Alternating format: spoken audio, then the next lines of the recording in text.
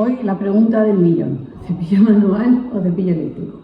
La pregunta que me soléis hacer casi todos los días, ¿qué es mejor, el manual o el eléctrico?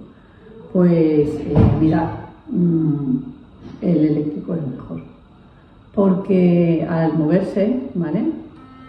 Al vibrar, hace movimientos que nosotros no podemos hacer con las manos, porque no podemos vibrar a esa velocidad, y hace que cepillarse bien sea mucho más fácil. Entonces, ¿te puedes cepillar bien con un cepillo manual? Sí, pero es más difícil que con uno eléctrico. Así que ya sabes, para cepillarte bien con más facilidad, eléctrico. Pero si no te gusta el eléctrico y te gusta el manual, pues acuérdate que lo importante es hacer una buena técnica de cepillado y también te podrás cepillar bien. Espero que esto resuelva alguna duda. Si tienes más dudas, déjamelas en comentarios o me mandas un email o un WhatsApp. Hasta luego.